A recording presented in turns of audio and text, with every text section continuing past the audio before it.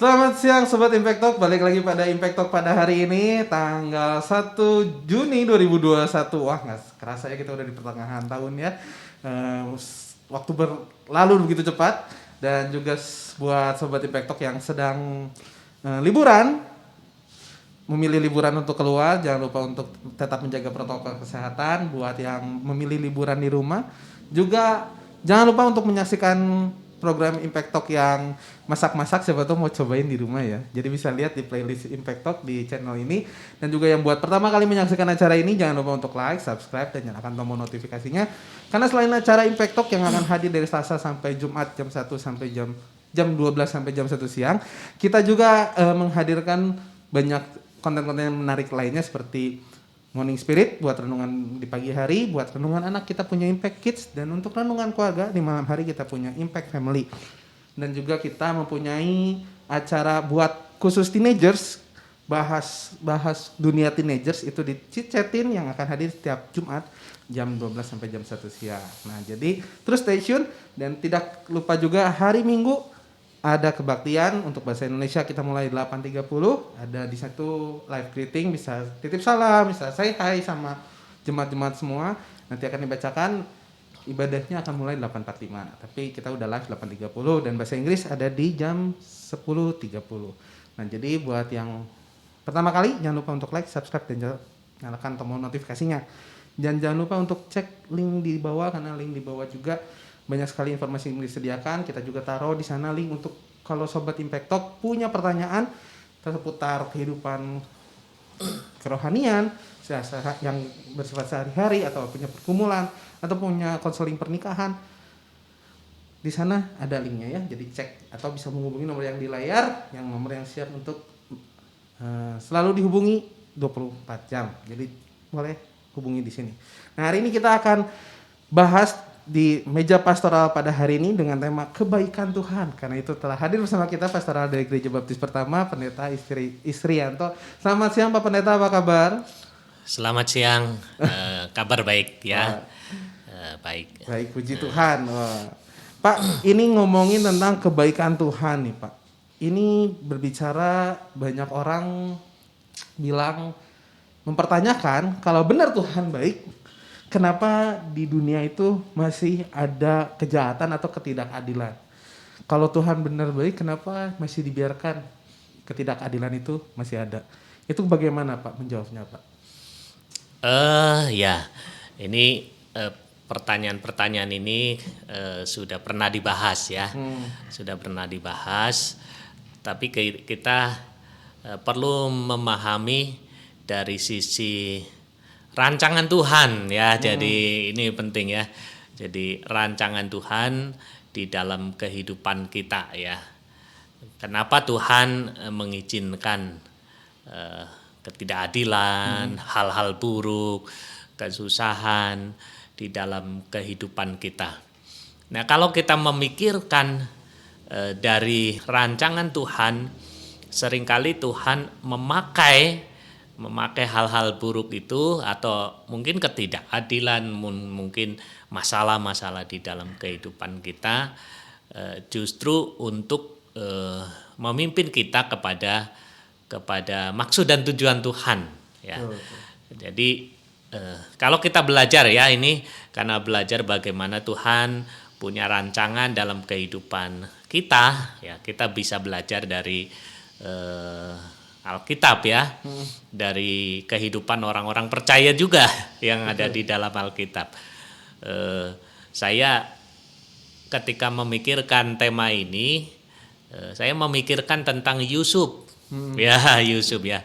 Jadi bahwa bukan hanya kita ya, mungkin ada Sobat Impact Talk yang mempertanyakan, saya kok diperlakukan tidak adil, kenapa saya harus menghadapi keadaan buruk ya, kenapa saya harus menghadapi masalah-masalah pencobaan seperti ini.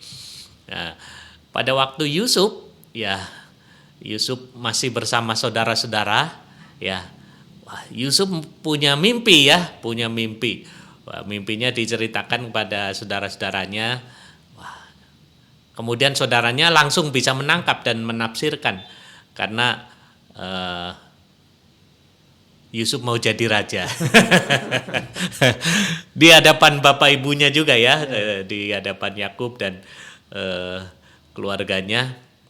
Langsung mimpi itu langsung bisa ditafsirkan bahwa emang lu mau jadi raja.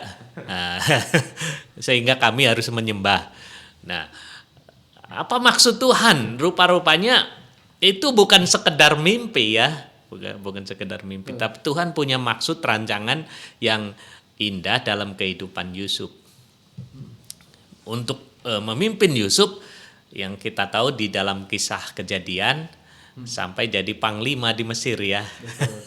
Itu satu hal yang tidak pernah diduga dan dipikirkan oleh saudara-saudaranya juga kan. Nah, tapi kenyataannya itu dicatat di dalam Alkitab ya. Sebagai satu perwujudan bagaimana Tuhan merancang kebaikan dalam kehidupan Yusuf. Nah, yang menjadi persoalan, apakah langsung seperti itu bisa terjadi ya? Betul. Nah, banyak liku-liku, banyak hal buruk. Yusuf diperlakukan tidak adil juga ya. Betul. Dimasukin ke sumur oleh saudara-saudaranya. Ya,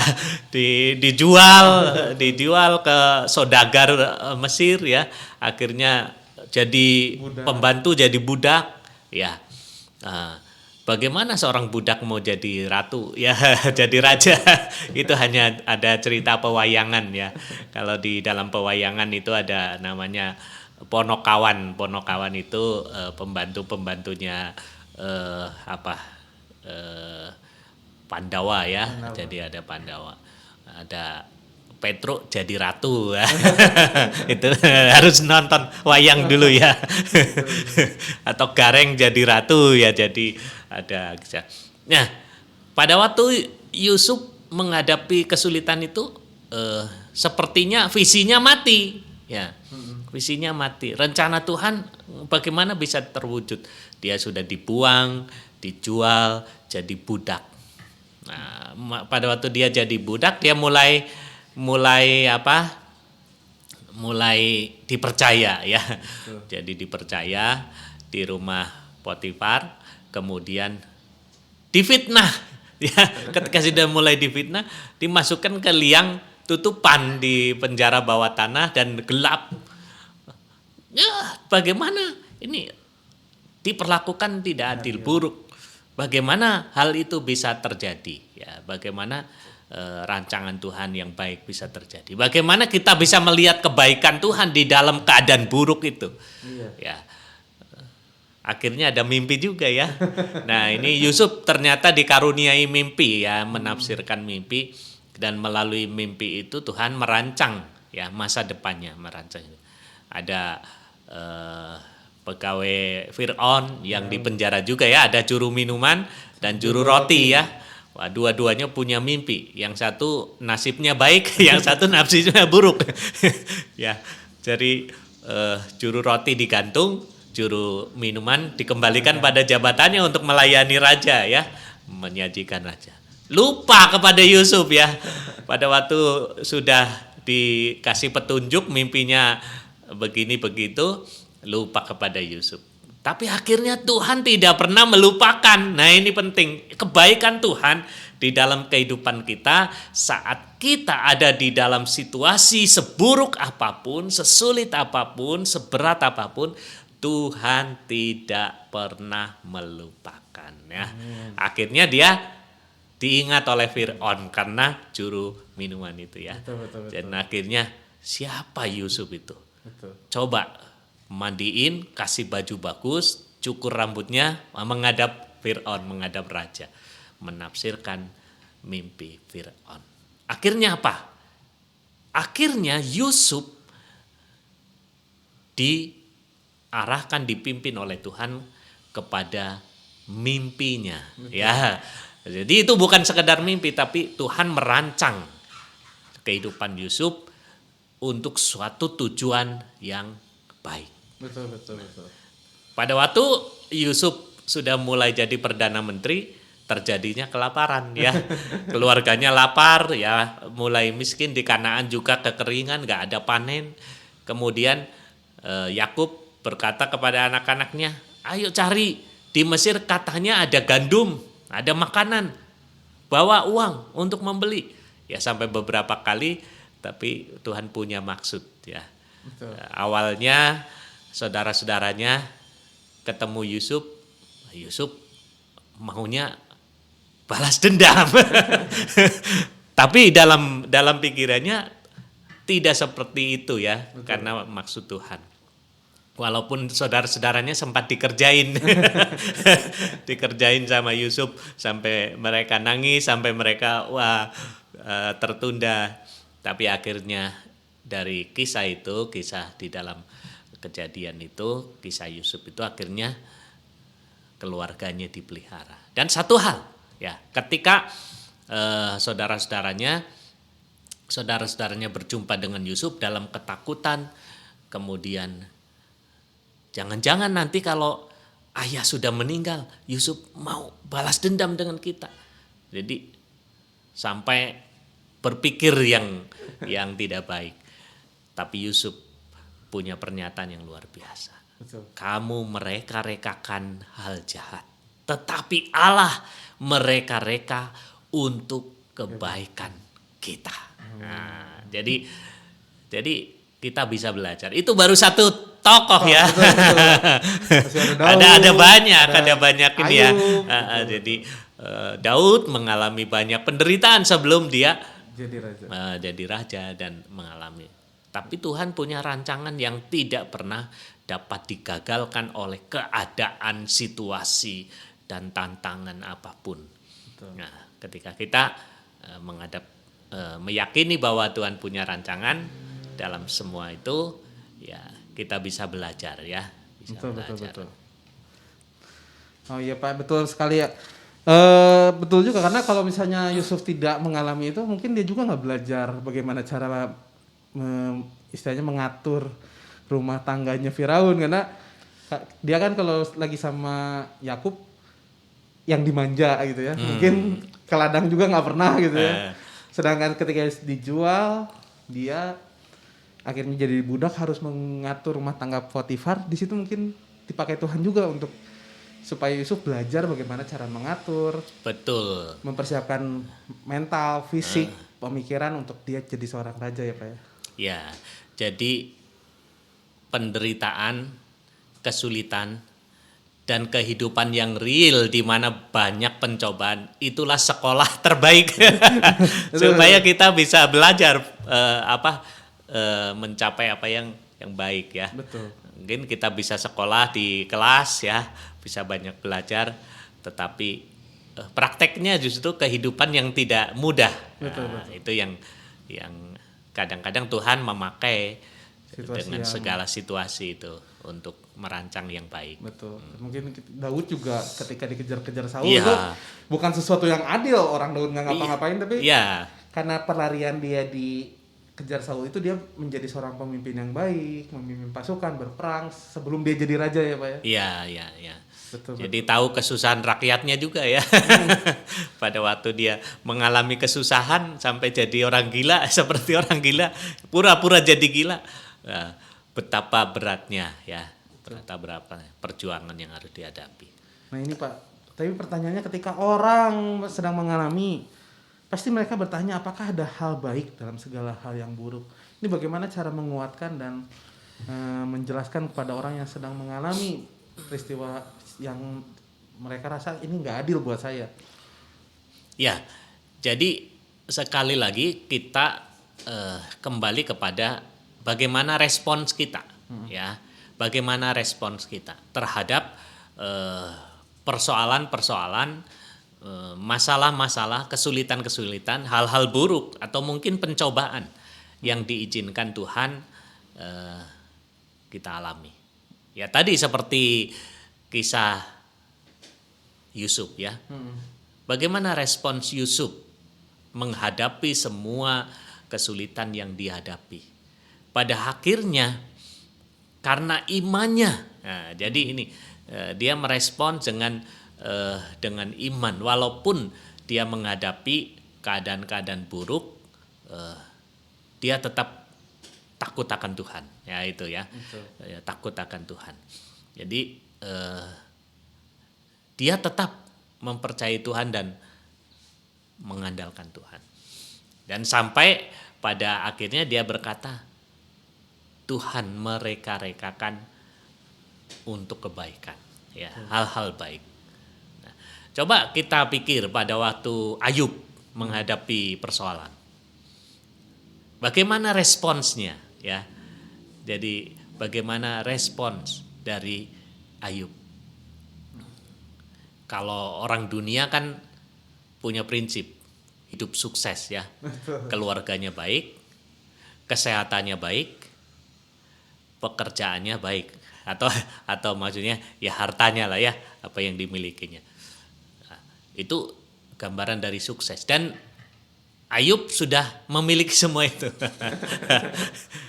Tapi suatu saat itu diambil, ya, diambil. Hartanya diambil, ya. Anak-anaknya diambil, keluarganya diambil. Kesehatannya diambil. Jadi artinya apa? Tidak punya apa-apa lagi yang bisa dibanggakan sebagai orang sukses. Kalau kita memikirkan kesuksesan diukur dari itu kan sudah nggak punya apa-apa lagi. Betul. Bagaimana merespons keadaan buruk itu? Teman-temannya ya datang mendengar dan mulai mempersalahkan. Istrinya juga, ya, istrinya mulai mempersalahkan juga. Udah, kutukilah Allahmu.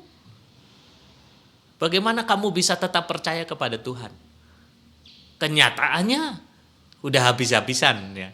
Kenyataannya ya ini corona nggak pergi-pergi. Kenyataannya hal-hal akan mungkin lebih buruk, ya. Mungkin ada sobat Impact Talk juga yang hari-hari ini menghadapi itu, ya. Kenapa bisnisnya begini, ya? Masalah bisa masuk kepada hubungan, ya, dalam pernikahan, dalam keluarga, hubungan dengan anak, saudara, dan sebagainya. Jadi seringkali satu masalah bisa berantai, ya. Betul. Dan bagaimana kita menyikapi? Apakah kita tetap mempercayai Tuhan yang punya otoritas? Dan catatan dari kitab Ayub, dalam kesemuanya itu Ayub tidak berbuat dosa, ya. Dengan bibirnya juga, ya. Jadi maksudnya kita belajar bagaimana menyikapi persoalan-persoalan dengan iman, ya, bahwa Tuhan berdaulat di dalam kehidupan kita apapun yang kita hadapi, ya. Tuhan selalu punya waktu, ya, untuk memperhatikan dan mempedulikan kita, ya. Walaupun kalau keadaan buruk itu terjadi seolah-olah ini Tuhan ada waktu nggak, ya? Kenapa saya dibiarkan nih? Tuhan ada di mana, ya? Ya, tapi kita bisa belajar, ya, bagaimana merespons semua keadaan itu. Jadi ketika sesuatu yang buruk terjadi, respon kita itu yang penting, ya Pak, ya? Iya, Bagaimana? respon kita itu akan menentukan kualitas, ya, siapa kita sebagai orang yang percaya. Dan juga ketika kita merespons dengan benar hal-hal yang buruk, itu akan menghasilkan sesuatu yang lebih baik, ya. Betul. Karena kalau kita percaya bahwa Tuhan itu selalu mendatangkan kebaikan, ketika kita dalam masa yang mungkin menurut kita nggak adil atau sulit, ya mungkin saat itu kita nggak bisa lihat, gitu, ya. Kalau Ayub juga kan nggak tahu bahwa kedepannya bakal diganti, ya Pak, ya. Iya, ya itulah, ya. Kita sudah diberitahu, ya, sering dalam pelajaran-pelajaran, dalam ketika kita belajar dari Alkitab, Tuhan menolong, ya, seringkali memulihkan, ya. Betul. Jadi baik ada pemulihan yang mungkin sifatnya rohani, ya, jiwani, tetapi juga ada pemulihan yang sifatnya sekarang, ya, dalam kehidupan kita secara jasmani juga ya. Betul. Tapi kan kita nggak tahu endingnya ya. Betul. Karena di dalam Alkitab juga tidak selalu demikian, dalam arti begini. Kalau kita belajar Ibrani pasal 11 ya, mereka tidak mendapatkan apa yang diharapkan dalam dunia. Betul. Tetapi mereka menanti-nantikan ya yang kekal. Jadi tidak selalu tidak selalu ada pengalaman seperti Ayub atau seperti Yusuf ya. Masing-masing orang punya pengalaman imannya masing-masing. Betul. Atau mungkin seperti Lazarus dengan orang kaya ya Pak ya. Ya, jadi Sampai matinya pun dia sampai mati miskin. sampai mati tetap dalam keadaan buruk. Kalau gitu, kenapa Tuhan tidak adil? Ya. Tapi ketika Jadi duduk di sebelah ya, sama Abraham di jadi pangkuan Abraham. jadi kemuliaan itu tidak selalu diukur dengan hal-hal materi. Betul. Ya memang walaupun ada janji-janji Tuhan di situ ya. Nah, jadi memang tidak selalu, tapi semuanya mendatangkan kebaikan. Semua mendatangkan kebaikan. Mungkin dengan hidup, kalau kita lihat Lazarus mungkin dengan hidupnya seperti itu walaupun sampai meninggalnya, tapi itu membuat dia punya iman sehingga akhirnya ketika meninggal dipangku oleh Abraham sendiri, kan itu sesuatu posisi yang luar biasa. Ya, itu menjelaskan sesuatu hal ya. Upah ya, kalau kita belajar ya minggu lalu ya, upah mengikut Yesus ya. Maksudnya keselamatan itu anugerah. Betul. Oleh karena iman kita percaya kepada Tuhan Yesus. Tuhan yang sudah menjadi penebus, mati di kayu salib, menggantikan kita orang yang harus dihukum. Betul. Dan kita diselamatkan. Betul. Tetapi orang yang setia mengikut Tuhan ada upah ya. Betul. Ada gambaran mahkota juga ya, ada beberapa mahkota yang. Jadi maksudnya ada sesuatu yang sekarang kita belum dapat memikirkan ya. Tetapi janji dari Tuhan di dalam firman-Nya dapat kita pegang ya. Betul. Dapat kita yakini. Nah, ada contoh kalau kita membaca di dalam Alkitab, di dalam Perjanjian Lama maupun Perjanjian Baru, ada banyak contoh bagaimana merespons ya. Misalkan Asaf ya. Kalau di dalam Mazmur ada Mazmur Asaf ya. Seringkali kita berpikir Mazmur itu ditulis oleh Daud, Mazmur Daud. Padahal Mazmur itu banyak penulisnya. Salah satunya Asaf. Ya. Ketika Asaf menghadapi kesulitan ya, orang fasik kenapa dibiarkan enak? Tapi aku ini hampir-hampir tergelincir dan mati ya. Maksudnya dia menghadapi kesulitan, kesusahan. Tapi sikapnya apa? Walaupun demikian, aku akan dekat dengan Tuhan. Aku akan mendekat kepada Tuhan ya. Jadi itu luar biasa. Contoh lagi, Habakuk ya. Habakuk menghadapi ketidakadilan. Dia dikasih penglihatan karena umat Tuhan memberontak, melakukan pelanggaran akan dihukum ya. Nah, ya nggak apa-apa karena melanggar kan dihukum ya. Ya, karena dosa mendatangkan maut juga ya. Kalau kita berdosa kita akan dihukum. Itu sebabnya harus memastikan ya apakah kita sudah punya juru selamat yang membebaskan kita dari hukuman. Tapi maksudnya umat Tuhan dihukum. Dan yang menghukum apa? Orang Kasdim ya, orang Kasdim, orang kafir. Jadi Habakuk kan bingung. Ini umat Tuhan dihukum dengan menggunakan atau memakai bangsa yang lebih jahat, yang tidak mengenal Tuhan. Ini tidak adil. Ya. Kemudian mau dijarah lagi ya, ditawan, dijarah, habis-habisan. Habakuk bertanya kepada Tuhan, apa-apaan ini? Mengapa begitu? Ya, tapi Tuhan juga berjanji bahwa orang jahat tetap akan dihukum, orang yang sombong akan dihukum.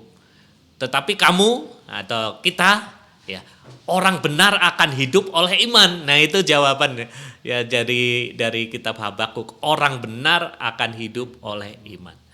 Habakuk menulis catatan yang luar biasa.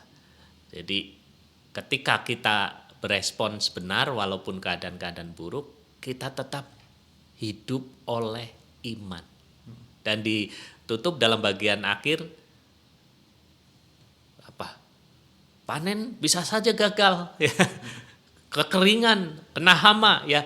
Mungkin bagi Bapak Ibu, saudara yang pemirsa yang bertani, tahulah artinya tidak bisa panen, tidak bisa semuanya habis, ya. Ternaknya tidak ada, habis. Semuanya habis. Kalau yang berdagang juga nggak ada hasil, habis. Nggak ada untung, boro-boro untung, buntung. Atau mungkin yang sedang kerja, ya, menghadapi perusahaan yang pilot. Sekarang ada banyak perusahaan terpaksa dipilotkan. Ya memang sudah pilot sebenarnya. Betul. Karena sudah pilot, tidak mengakui pilot, masih mau berusaha terus, tapi kan tidak mendatangkan keuntungan bagi masyarakat. Akhirnya ada otoritas yang punya wewenang mempilotkan, ya. Baru tahu bahwa banyak hal yang hilang. Seperti Habakuk, ya, Habakuk. Semuanya hilang, semuanya habis, semuanya. Tapi dia berkata, tetapi aku punya Tuhan. Betul. Aku masih bisa tersenyum. Bukan hanya tersenyum, bersorak-sorak, ya, beria-ria di dalam Tuhan. Aku bisa bersyukur. Aku bisa kuat dan tetap berdiri kokoh tanpa gemetar. Ya, itu kalau kita membaca Habakuk 3 ayat 17 sampai 20 itu luar biasa. Betul. Biasanya kalau kita menghadapi banyak hal, kaki kita gemetar. Coba misalkan, ya, misalkan ada tiba-tiba kita sedang menjaga toko, kemudian datang perampok. Wah, emang pasti kita gemetar. Gemetar, ya. Dan menghadapi habis-habisan. Mungkin orang datang kita udah nggak bisa ngomong lagi, gemetar. Tapi Habakuk berkata, semua boleh habis, semua tidak tersisa. Tetapi aku punya Tuhan, aku masih bisa memuji Tuhan, aku masih bisa bersyukur, aku masih bisa berdiri, aku masih bisa kuat di dalam Tuhan. Ini kebaikan Tuhan, ya. Betul. Kebaikan Tuhan. Amin.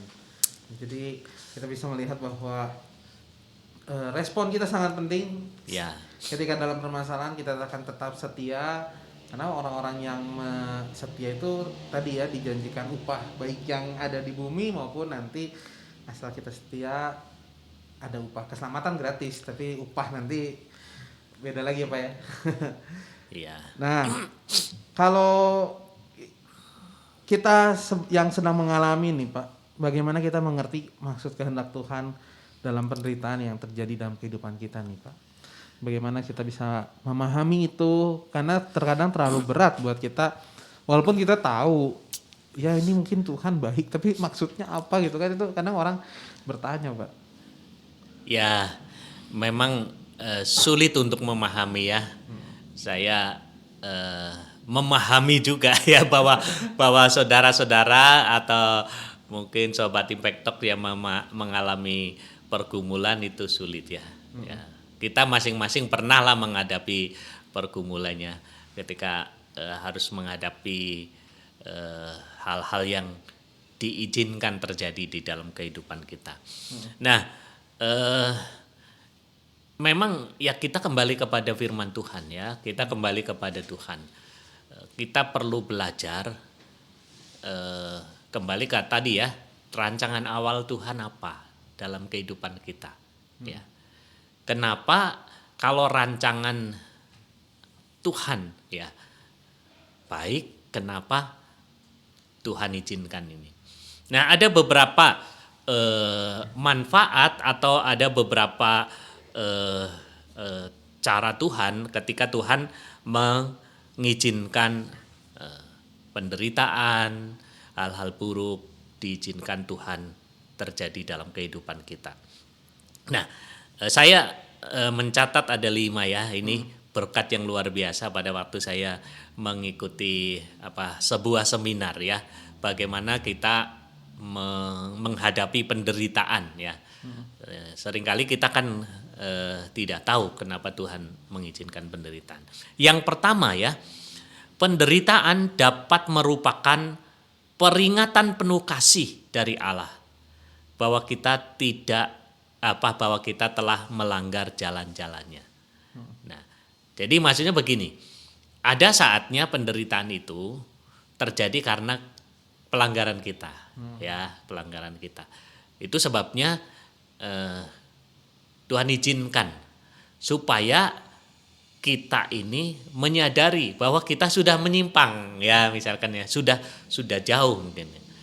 Ada banyak pengalaman orang yang menghadapi ini, ya. Beberapa waktu yang lalu saya mendapat kesaksian yang luar biasa dari seorang anak Tuhan. Pak Pendeta, kalau Tuhan tidak mengizinkan penderitaan itu, kesusahan, kami mengalami habis-habisan dalam bisnis. Saya nggak ingat Tuhan. Ya, tapi ya pastinya Sobat Impact Talk jangan menunggu peringatan keras dari Tuhan, ya. Jadi lebih baik sekarang kita terus ingat Tuhan, ya. Jangan nunggu mengalami penderitaan, ya. Betul. Kalau kita membaca Mazmur 119 ayat 71, bahwa aku tertindas itu baik bagiku, supaya aku belajar ketetapan-ketetapanmu. Tapi jangan menunggu tertindas dulu, ya, baru belajar firman Tuhan. Betul. Ya, jadi carilah Tuhan dan kerajaannya dan kebenarannya, ya. Betul. Jadi jangan menunggu ditindas atau mengalami penderitaan. Yang kedua, penderitaan dapat dijadikan motivasi untuk pertumbuhan rohani. Jadi kalau Tuhan mengizinkan penderitaan dan hal-hal mungkin yang buruk terjadi, rupa-rupanya Tuhan terus merancang supaya kita bertumbuh lagi, ya, makin bertumbuh. Jadi Tuhan mengizinkan atau kadang-kadang hal-hal itu diizinkan bukan untuk menghancurkan kita, ya. Kalau kita membaca 1 Petrus 5 ayat 10 dikatakan, dan Allah sumber segala kasih karunia yang telah memanggil kamu dalam Kristus kepada kemuliaan yang kekal akan melengkapi, akan meneguhkan, akan menguatkan, dan akan mengokohkan kamu sesudah kamu menderita seketika lamanya. Jadi ada penderitaan tetapi ada berkat, ya, yang menguatkan, mengokohkan, menumbuhkan kita, ya. Ya, pastinya ada banyak cara Tuhan menumbuhkan, ya. Tetapi di tengah-tengah penderitaan Tuhan bisa memakai supaya karunia Allah terus kita ingat dan kita bertumbuh. Yang ketiga, ya, penderitaan adalah persiapan untuk kepemimpinan pada masa mendatang, ya. Jadi seringkali kita diizinkan untuk menderita supaya kita bisa memimpin orang-orang lain, supaya kita makin dipersiapkan menjadi pemimpin-pemimpin yang tahan, ya. teruji, ya. Nah, ini di dalam 2 Timotius 2 ayat 12 dikatakan, jika kita bertekun, ya, kata bertekun dalam penderitaan, ya, kita pun akan ikut memerintah dengan Dia, ya. Kita bertekun dalam kesulitan, kita bertekun dalam penderitaan, dalam konteksnya kita bertekun menghadapi hal-hal yang tidak mudah, tetapi kita bisa bersama Tuhan. Nah, yang keempat, ya, penderitaan memaksa kita untuk berhenti berbuat dosa. Ya, 1 Petrus pasal 4 ayat 1. Jadi karena Kristus telah menderita penderitaan badani, kamu pun harus mempersenjatai dirimu dengan pikiran yang demikian. Karena barang siapa telah menderita penderitaan badani, ia telah berhenti berbuat dosa.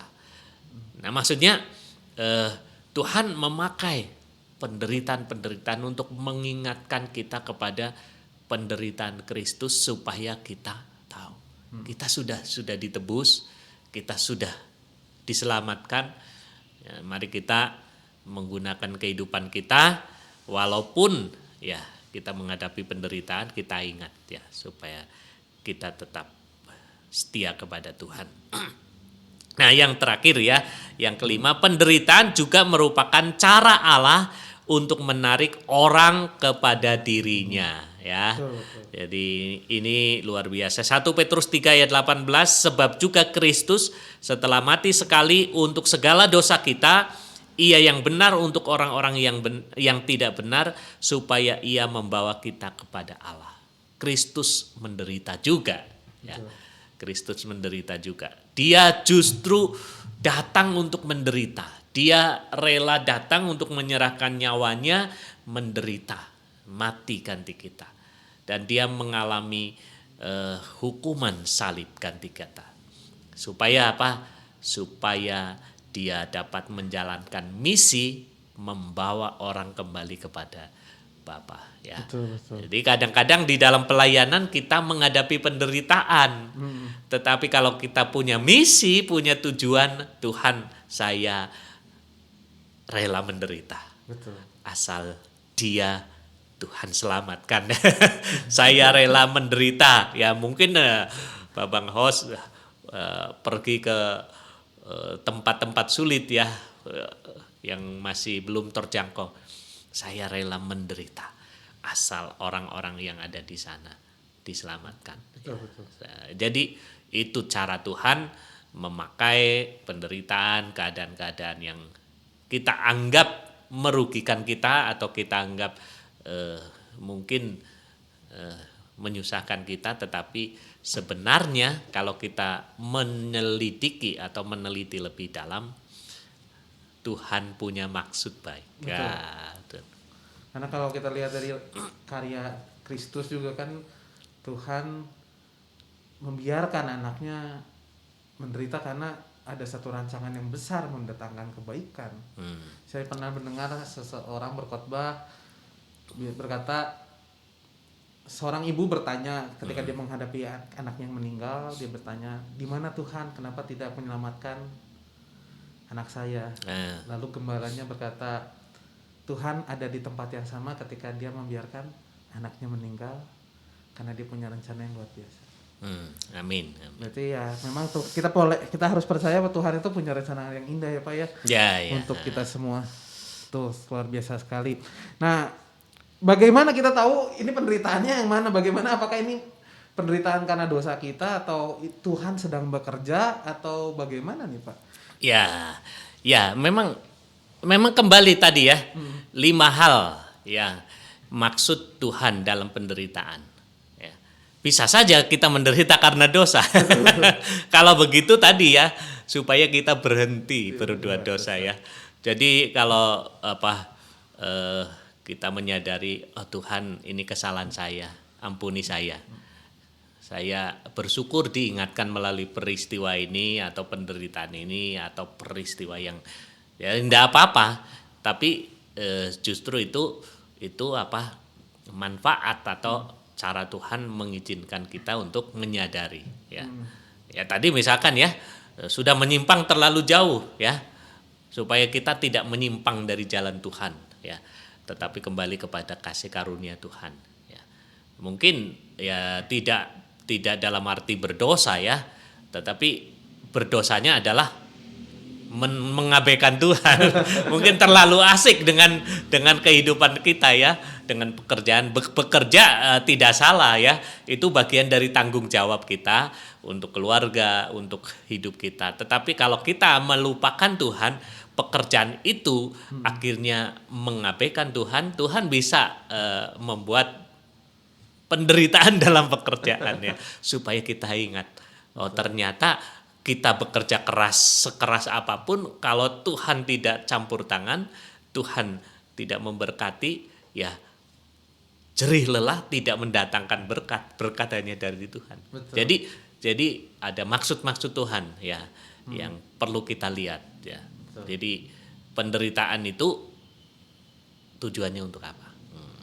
Terus pernah nggak sih Pak, Tuhan itu tidak bekerja, atau sebenarnya mungkin orang bertanya gitu, bagaimana kita tahu kesulitan yang saya alami ini adalah satu pekerjaan Tuhan? Apakah benar Tuhan masih bekerja atau ini hanya terjadi karena kita ada di dunia yang berdosa Pak? Ya, kembali kepada Alkitab, firman Tuhan ya. Ini ayat yang sangat terkenal ya. Oh. Ayat yang sangat terkenal. Babang Hawas bisa membaca Roma 8 ayat 28. Wah, Mulai ayat 26 saja ya, oh, mulai ayat 26. 26. Tadinya saya mau langsung baca tanpa buka, Pak. Karena itu hafal itu. Karena Kalau kita tahu sekarang satu ayat hafal ya, Satu tapi ayat kalau dari hafal. ayat Kalau 26 belum, harus Pak. membaca ya. Kita buka dulu dari Roma 8 ayat ke-28. Oke, 26 ya Pak ya mulai. 26 mulai dalam. Kita baca. Demikian juga Roh membantu kita dalam kelemahan kita, sebab kita tidak tahu bagaimana sebenarnya harus berdoa. Tetapi Roh sendiri berdoa untuk kita kepada Allah dengan keluhan-keluhan yang tidak terucapkan. Dan Allah yang menyelidiki hati nurani mengetahui maksud Roh itu, yaitu bahwa Ia sesuai dengan kehendak Allah berdoa untuk orang-orang kudus. Kita tahu sekarang bahwa Allah turut bekerja dalam segala sesuatu untuk mendatangkan kebaikan bagi mereka yang mengasihi Dia, yaitu bagi mereka yang terpanggil sesuai dengan rencana Allah. Nah, ini ayat-ayat luar biasa. Seringkali kita mengambil ayat 28 saja ya. Tapi konteksnya kalau kita membaca ayat 26, inilah cara Tuhan menyertai kita, memimpin kita, bahkan berdoa untuk kita. Nah, ketika kita menghadapi penderitaan, ketika kita menghadapi hal-hal buruk, kita menghadapi pencobaan, ketika kita menghadapi ketidakadilan atau apapun masalahnya, kadang-kadang kita mungkin nggak bisa berdoa. Tuhan, apalagi saya nggak tahu harus berbuat apa, termasuk nggak tahu harus berdoa seperti apa, nggak tahu. Tapi ayat itu berkata, Roh yang ada di dalam kita. Ya, karena kalau kita percaya bahwa Yesus adalah Tuhan dan Juru Selamat, kita dimeteraikan dengan Roh Kudus. Ya. Roma 8 ayat 9, tanpa Roh Kristus ada di dalam diri kita, kita bukan milik Kristus. Tapi karena kita milik Kristus, ada Roh Kristus. Ya, ada Roh Kudus. Dan Roh Kudus itu berperan aktif di dalam kehidupan kita. Ya. Satu, memimpin kepada kebenaran, ya. Seluruh kebenaran. Ketika kita membaca Alkitab, kita dipimpin kepada kebenaran. Ya. Dia adalah Parakletos. Parakletos itu punya makna yang luas, ya. Jadi dia seperti pembela. Betul. Ya. Ketika kita dituduh, dia yang membela. Ketika kita menghadapi banyak tekanan, dia yang menguatkan. Dia ada di samping. Dalam pengertian dia ada di dalam hidup kita, tetapi kalau kita menggambarkan seorang anak yang selalu ada ayahnya yang mendampingi, anak itu dengan keyakinan, dengan percaya diri bisa menghadapi segala sesuatu. Karena ada pendampingan. Ya, Parakletos, memimpin, menguatkan. Kalau kita sedih, kita dihibur. Ya. Kalau makanya tadi 1 Petrus 5 ayat 10, ya. Kalau kita sedang lemah, dia kuatkan, dia topang, dia kokohkan. Kalau kita sedang menghadapi keraguan-raguan, ya dia kuatkan. Dan itu termasuk ketika kita menghadapi beban yang begitu berat, nggak bisa berdoa. Roh berdoa dengan keluhan-keluhan yang tidak bisa kita dengar ya, tidak bisa kita mengerti, tetapi Allah ya Bapa kita mengerti maksud Roh itu dan membawa kita kepada rancangan Tuhan. Sehingga kita memahami ayat 28 tadi ya. Tanpa pimpinan Roh dan kuasa Roh dan firman Tuhan, kadang-kadang kita nggak bisa memahami maksud Tuhan di dalam setiap rancangan, apalagi kalau situasinya begitu buruk. Tetapi kita akhirnya bisa melihat dalam segala sesuatu Allah turut bekerja untuk mendatangkan kebaikan. Ya, bagi kita yang percaya, yang mengasihi Dia. Amin. Nah, ini luar biasa ya. Jadi Allah tidak pernah berhenti untuk mempedulikan kita, memperhatikan kita, bahkan Dia mendoakan kita ya, menopang kita ya. Betul. Jadi di tengah-tengah waktu yang sangat buruk pun Tuhan ada menopang, mendoakan bahkan ya. Iya, mendoakan ya. Maksudnya Roh Kudus itu waktu Tuhan Yesus menjelang ya, ini dia berdoa untuk murid-muridnya juga ya. Betul. Dan sekarang dia mengutus Roh Kudus juga untuk menolong kita supaya kita bisa berdoa dengan cara dan maksud Tuhan. Betul, betul. Wah, luar biasa sekali. Wah, tanpa terasa udah hampir sejam nih, Pak. Ya, Mungkin ya. pesan-pesan buat sobat Impact Talk yang sedang mengalami mungkin ketidakadilan atau dalam kesesakan seperti apa, Pak? Ya, saya jadi ingat cerita. Begini, ada cerita ini sebagai penutup. Suatu saat ada seorang anak Tuhan datang kepada pendetanya ya, sambil menangis. Kemudian bebannya begitu berat. Pendeta, saya sudah tidak bisa lagi berbuat apa. Semuanya sudah habis, ya, semuanya sudah ini.